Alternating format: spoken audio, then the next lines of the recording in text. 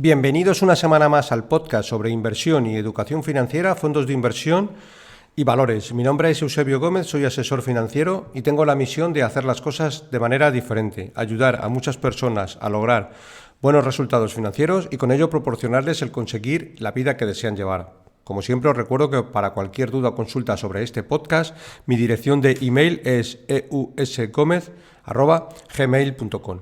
Bueno, empezamos como siempre recordando la responsabilidad y el aviso legal. Este podcast tiene un carácter informativo y divulgativo. No supone bajo ningún término ninguna recomendación de compra o de venta de ninguno de los fondos o acciones mencionados en el mismo. La publicación de este podcast es a título personal.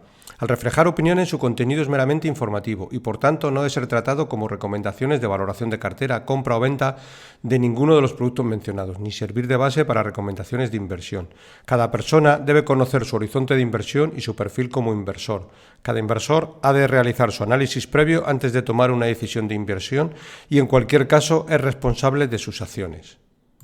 Os recuerdo también que si este podcast os gusta y es de vuestro interés, os agradezco mucho que le deis un like en la aplicación donde lo estéis escuchando, ya sea en iBooks, 5 estrellas en Spotify, el me gusta en YouTube, etcétera, porque de esa manera siempre el podcast gana en visualización y puede llegar a muchísimos más oyentes. Bueno, el podcast de esta semana le he llamado Proceso de inversión y reducción de errores. Y en este capítulo va tanto para la inversión en fondos como para la inversión directa en acciones. Por la casuística general de un inversor medio, siempre va a ser más sencillo investigar todo lo que se pueda sobre una gestora que hacerlo sobre una empresa. Ahora lo desarrollaré en detalle. ¿Por qué? Pues básicamente porque la cantidad de horas dedicadas en cada una de las dos opciones varía y mucho. Obviamente, el tiempo de dedicación para estudiar a fondo una gestora será mucho menor que para una empresa. Tener en cuenta que los inversores profesionales, gestores de fondos, a veces dedican no menos de 100 horas en saber lo importante de una empresa. Equipo directivo, ventajas competitivas, dinámica del sector, competidores, historial de asignación de capital, etc. Sin embargo, saber todo lo posible sobre un gestor de fondos / empresa de gestión siempre nos llevará muchas menos horas que el hacerlo en una empresa. Por tanto, como norma general, nos vamos a centrar en la inversión en un fondo. Tenemos que tener en cuenta que cuanto mejor conozca un inversor una sociedad gestora, mejores decisiones de inversión tomará. Por tanto, el punto de partida es un análisis detallado de todo lo concerniente a la gestora / fondo. Aquí deberíamos de empezar por lo más básico y hacernos diferentes preguntas. ¿Son los empleados propietarios de la empresa? ¿Tienen su dinero invertido en los fondos que gestionan? ¿Tienen un buen historial a largo plazo? Y cuando hablamos de largo plazo, no valen incluso los últimos 3 años. Por supuesto, no vale valorar si este año lo está haciendo muy, muy bien. No es significativo. Tener un año de buenas rentabilidades puede ser más que otra cosa, un factor suerte. Mientras que ya en los últimos 10, 15 años la cosa empieza a cambiar. La idea es llegar a conocer mejor que nadie el fondo. Por supuesto, alguien ajeno que no sea empleado de la gestora, obviamente. Bueno, y aquí hay pocos atajos y es un proceso que conlleva estudiar y analizar meticulosamente toda la información pública. Informes mensuales, trimestrales, conferencias, incluso gestores de otras compañías, etc. Yo, como norma general, no suelo hacer esta pregunta cuando hago el podcast y es una información que es pública. Y los gestores hacen estas declaraciones en público, pero cuando estás de tú a tú con ellos, sí suelen hablar sin menos ataduras. Y esta información suelen compartirla y yo normalmente hay una pregunta que siempre les hago. Si no gestionaras un fondo y sabiendo lo que conoces de la industria, ¿a quién dejarías tu dinero para que lo gestionara? Aquí ya te dan también buenas pistas de la competencia, quiénes los consideran adecuados y demás, ¿vale? Un principio básico de toda pesquisa intelectual es abordar este asunto desde múltiples ángulos, a fin de formarnos una idea completa de la inversión en cuestión. Aplicar con éxito este método requiere tener una mente inquisitiva, ganas de leer mucho y voluntad de recabar información de donde sea. Por eso conviene cotillear para descubrir de alguna manera lo que no es obvio. Las gestoras de calidad suelen tener un fuerte sentido de cultura, basado en un conjunto de valores que contribuyen al éxito. Entre ellos muchos podemos destacar uno que también es súper relevante, y es que pueden estar dispuestos a cerrar los fondos para proteger a los partícipes actuales. Os recuerdo que el principal objetivo de cualquier empresa es ganar más dinero. El renunciar a ganar más dinero renunciando a mayores ingresos para proteger la rentabilidad de los fondos es una práctica, vamos a llamar, así entre comillas, escasa en la industria. ¿De acuerdo?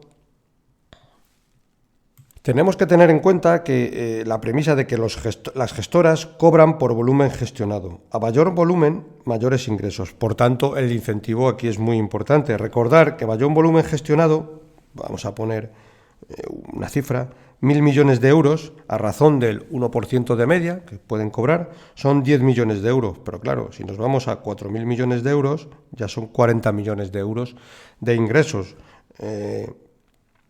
10.000 millones de euros son 100 millones en ingresos anuales. Luego, ponte a pagar nóminas, oficinas, gastos generales, etcétera. Prácticamente tienes los mismos gastos generales de oficinas, gastos generales, etcétera, administrando 300 millones que con 3.000. Y los ingresos, como podemos ver, se multiplican por 10.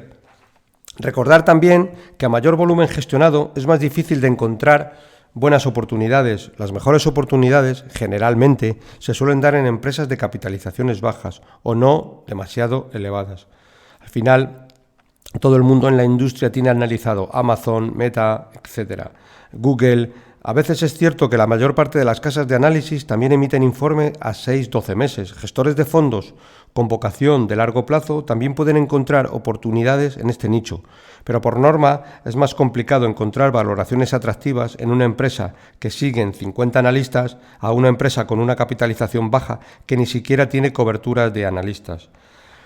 También tenemos que recordar que desde hace algún tiempo y sobre todo desde la llegada de la normativa MiFID II, las gestoras tienen que pagar por un lado por el brokeraje de la transacción, es decir, cada vez que compran una acción o la venden, y por otro lado por el servicio de análisis de empresas.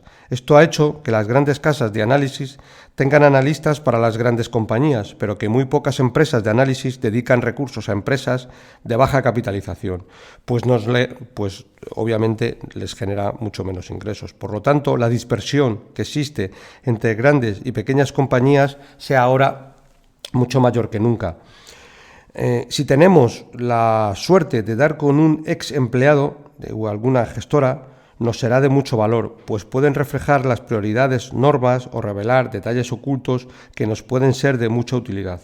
Ojo, siempre y cuando sean empleados que no estén sesgados por una salida conflictiva de la empresa, que probablemente en este caso su percepción de la compañía ya de entrada será bastante negativa. Quizás por motivos correctos o quizás no, pero en este caso la información que nos llegue deberá ser puesta en cuarentena, ya que pueden seguir sus propios intereses o por una mala experiencia al hablar de la cultura de la empresa. Cuanto más opiniones recojamos, más fiable será la imagen que nos formemos de la compañía. Y luego, por otro lado, también está la confianza. Invertir es para nosotros una relación de confianza a largo plazo. Como decía, pues cuya esencia es la confianza. Esta debe de fundarse en la honradez y en la integridad. Como cualquier inversor que se precie, evitaremos invertir en empresas deshonestas o poco honrables, aunque por suerte son pocas las que son directamente indecentes, pero los negocios, y más en este tipo de negocios donde vamos a dejar a alguien nuestro capital para que nos lo administre, es muy importante tener la confianza de que nuestro capital, también aquí lo ponemos un poco entre comillas, está en buenas manos. La diferencia se pone muchas veces de manifiesto en detalles dentro de la cultura empresarial. Por eso todos estos datos son especialmente relevantes. Un buen ejemplo tiene que ver con el tratamiento que se da a las malas noticias. Algunas gestoras evitan o aplazan informar de circunstancias adversas, mientras que otras las comunican enseguida y francamente. Aunque mucho lo consideran una cuestión legal o de comunicación empresarial, este detalle dice mucho de la confianza que merece una empresa. Pues al final, los gestores que engañan al mercado están enseñando a los empleados a engañarles a ellos. Luego está el asunto, no menos importante, del feeling personal. A igualdad de condiciones, puede que nos encontremos más cómodos con un gestor que en sus conferencias tiene un tono de expresión más tranquilo, o al contrario, más vivo. Aquí ya influye un feeling personal nuestro. Esto es lo mismo que cada uno de nosotros tiene un feeling mayor con unas personas que con otras. No hay una explicación lógica en esto, pero es así. Nosotros, como inversores, buscamos gestoras con visión de futuro que compartan de alguna manera nuestros propios intereses para crear valor a largo plazo. Y este tipo de gestoras saben que lo importante es la rentabilidad. Como norma general, no tienen sucursales en cada esquina, por eso no tienen más remedio que centrarse en el crecimiento sostenible a largo plazo.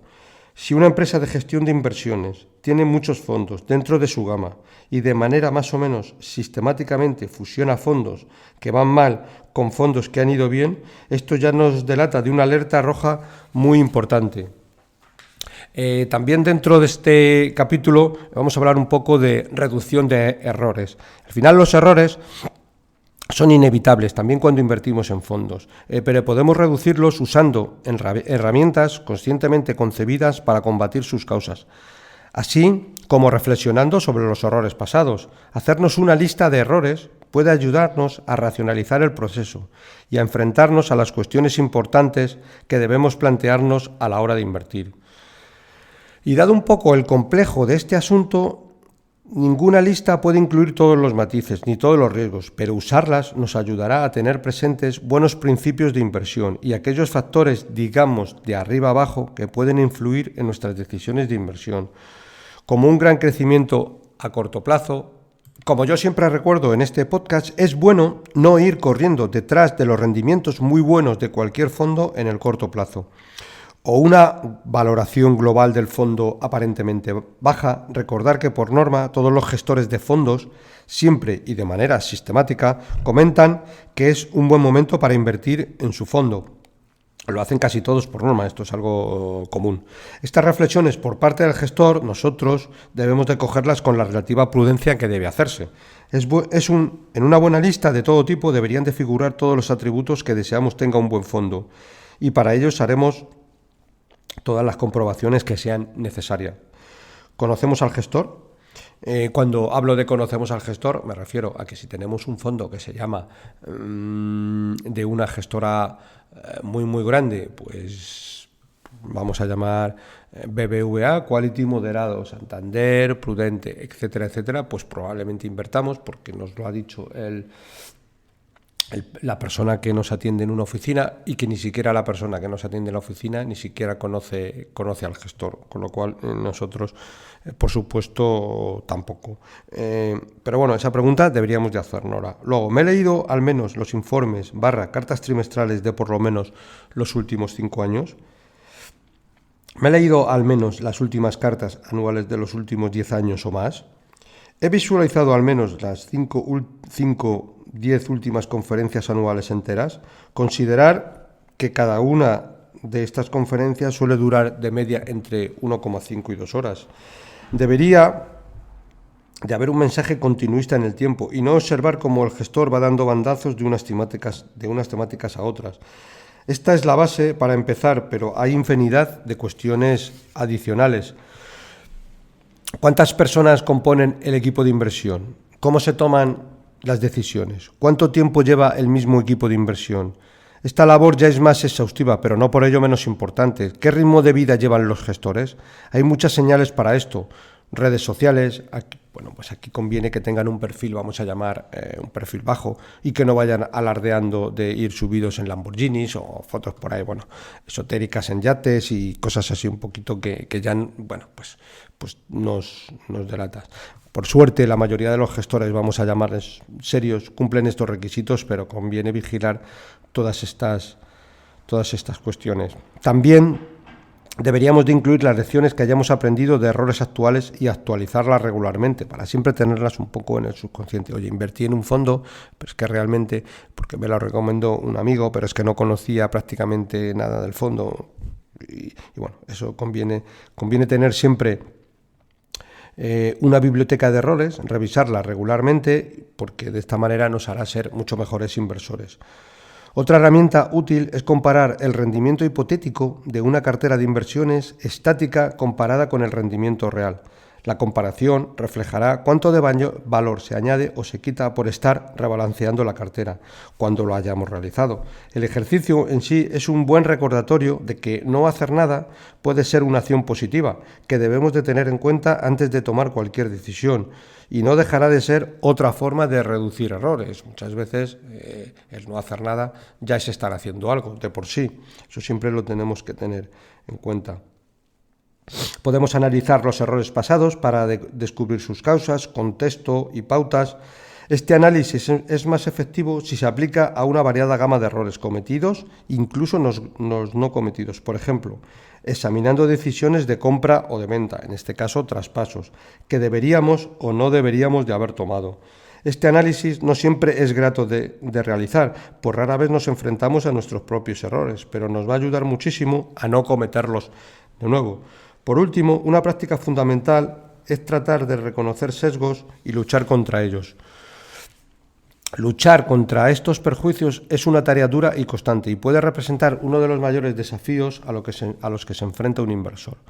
Una buena técnica para mitigar la influencia de los sesgos es concentrarnos lo más posible en el proceso y no en el resultado. Atenernos a los principios fundamentales de la inversión ante los inevitables giros del mercado, que siempre los hay, aquí también incluiría el ser más racionales y aplicar un mayor sentido común si tenemos todo esto analizado. Podemos enfrentarnos de mejor manera ante los movimientos extremos del mercado, tanto al alza como a la baja. Con todo, en un mundo dominado por el afán de rendimiento, esto no es nada fácil de realizar. Como siempre decía el pensador, creo que era Daniel Kahneman, decía la frase de pensar es fácil, actuar es difícil. Pero lo más difícil de todo es actuar de acuerdo a lo que pensamos. Al final, tenemos que tener en cuenta que tener buenos resultados a largo plazo nunca es casual. Casual es tener buenos resultados en 2-3 años. Tener, como decía, buenos resultados a largo plazo siempre se debe a un esfuerzo inteligente. La teoría financiera da por supuesto que el rendimiento anormal de un fondo en un periodo corto de tiempo es insostenible y que los beneficios a largo plazo tienden a revertir a la media. Tener presente esto nos hará evitar el ir corriendo persiguiendo rentabilidades de un determinado fondo en el corto plazo. Analizar correctamente estas pautas no siempre es fácil, pero con un estudio previamente de las premisas comentadas anteriormente podemos estar mejor preparados. También tenemos que tener en cuenta las preferencias cambiantes de los clientes. Una gestora de fondos tiene que tener una política de inversión clara y mantenida en el tiempo, y no dejarse guiar por determinados cantos de sirena que les pueden llegar muchas veces de los propios clientes, insinuando a los gestores que determinadas compañías pues, lo están petando, por decir una frase, y que vosotros mantenéis en cartera esas compañías aburridas. Evitar, un gestor debería de evitar dejarse llevar por las modas temporales.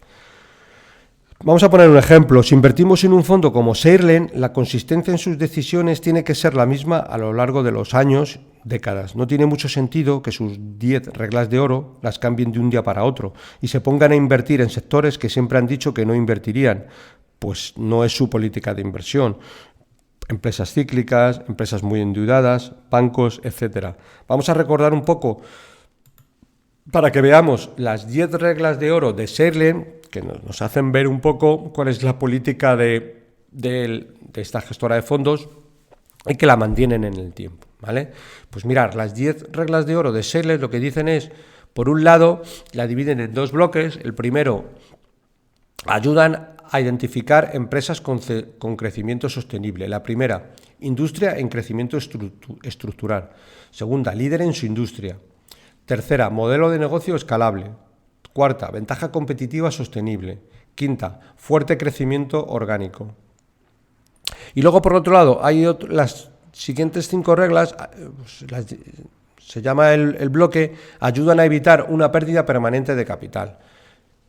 Y en la sexta es amplia diversificación geográfica y de clientes, es decir, una empresa que crece mucho pero que tiene un cliente o dos, pues es bastante vulnerable. Mientras que tienen una diversificación tanto por geográficamente como diferentes compañías, pues es más robusta. Séptima, baja intensidad de capital y alto ROIC. Octava, balance sólido. Novena, cuentas transparentes. Y 10, excelente gestión y gobierno corporativo. Bueno, pues esas son las reglas que mantienen en el tiempo y que no las cambian de forma permanente. Bueno, pues aquí ya tenemos una idea de en quién podemos confiar, ¿de acuerdo? Incluso para invertir en empresas cíclicas, si lo consideramos, pues podemos tener otro tipo de fondos dentro de la cartera y cubrir todo este espectro de inversiones, pero obviamente no en este fondo, ¿vale? Aquí, obviamente, como no puede ser de otra manera, juega un papel muy importante el asesor financiero. Si hemos delegado en alguno, a veces no podremos entender que ciertos fondos están dentro de una cartera, pero al igual que en un equipo de fútbol, baloncesto, debemos de tener una plantilla con defensas, mediocentro y delanteros, a la vez que porteros. De forma similar pasa al construir una cartera de fondos. A veces determinados inversores me consultan, ¿por qué no quitamos de cartera el monetario, que no nos da nada?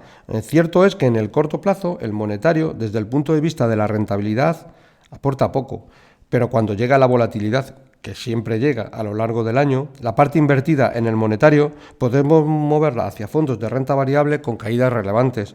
Tenemos el claro ejemplo, que lo estuve publicando en el podcast y podéis leerlo, cuando vino todo el tema de los aranceles, pues invertimos en el Bailey Gifford Discovery en plenos aranceles y ahora esas compras están de media dando un 30% de rentabilidad. Pues bueno, como veamos, podemos decir, pues no nos da nada el monetario, pero cuando vienen caídas, si las sabemos aprovechar de forma correcta dentro de una cartera de fondos, con cada uno su perfil de riesgo y no cambiando ese perfil, pues podemos beneficiarnos, porque obviamente un monetario cuando caen los mercados no nos cae, nos sigue dando ese 2%, 2,5% al año y podemos tenerlo como, bueno, pues como primer jugador en el banquillo que sale a jugar cuando las condiciones del mercado son las adecuadas, ¿vale? Y todo lo dicho anteriormente, de buscar un gestor que conozcamos, que tengamos buen feeling con él, etcétera, etcétera, etcétera, pues es válido para si elegimos un asesor de inversiones, pues ver sus redes sociales, si tiene un perfil bajo, qué ritmo de vida tiene. Todo lo que consigamos saber de la persona que nos vamos a asociar también será bienvenida. Si su forma de expresarse al hablar con nosotros nos transmite empatía o antipatía, debemos de tener en cuenta que esto va a ser un viaje largo en el tiempo y debemos de estar cómodos / convencidos de que estamos con la persona correcta. Tener en cuenta que cuando invertimos en un fondo siempre vamos a pasar por periodos que el fondo lo haga peor que el mercado, a veces bastante tiempo.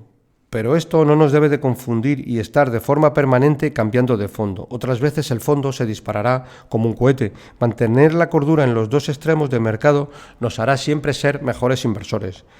Importante también el contemplar ya como punto de partida de que toda nuestra cartera, tanto de renta fija como de renta variable, no se van a comportar al unísono. Todos los fondos de renta variable, cada uno tendrá una casuística, vamos a llamar, diferente, y se trata de hacer una cartera robusta, no una cartera con los mismos tipos de activos y diferente nombre, porque al final tendríamos una cartera bastante correlacionada y no tendría sentido tener 10 fondos con tener uno, porque si todos se comportan de manera similar, pues ya nos valía. Al final, tanto en una cartera de fondos como en un equipo, ni todos tienen que ser delanteros, ni todo defensa. Al final se trata de hacer una cartera, se trata de hacer un equipo, en este caso siempre ponemos el tema, bueno, pues de fútbol, baloncesto, etcétera, pero lo mismo en una cartera, pues que sean robustos para gestionar las invertidas de los mercados en el largo plazo, ¿ok? Invertir a largo plazo no se trata de llegar el primero a la meta, se trata de llegar en nuestro plazo establecido, que serán nuestros objetivos financieros, y cada uno de nosotros tenemos los nuestros. De nada sirve indexarse a un índice, que los mercados caigan un 40%, salir corriendo, volver a entrar cuando vuelvan a entrar en máximos, etcétera. Así no llegaremos a nuestros objetivos financieros de largo plazo. Indexarse, pues está bien, y muchas carteras de fondos deberían de tener una parte de indexados. A mi juicio, este no es el momento, ya que los mercados de media pues están bastante caros. Conviene extremar la prudencia y al final tenéis detalle de todo esto en el capítulo, por ejemplo, 268, donde hablo un poco de que la paciencia es una virtud, ¿de acuerdo? Bueno, pues por esta semana esto es todo. Nos ha quedado un capítulo relativamente cortito, pero bueno, entiendo que concentrado y con ciertos puntos que siempre me gusta compartir con vosotros y que reflexionéis un poco a la hora de qué es importante a la hora de invertir y que no es, lo pongo aquí y me olvido de esto en el tiempo, ¿de acuerdo? Bueno, pues como siempre, para cualquier consulta sobre este podcast, puedes enviarme un email a la dirección eusgomez@gmail.com. Si te ha gustado el programa, te agradezco que le des un me gusta en la aplicación donde lo estés escuchando. Un saludo muy cordial, paciencia y buenas inversiones.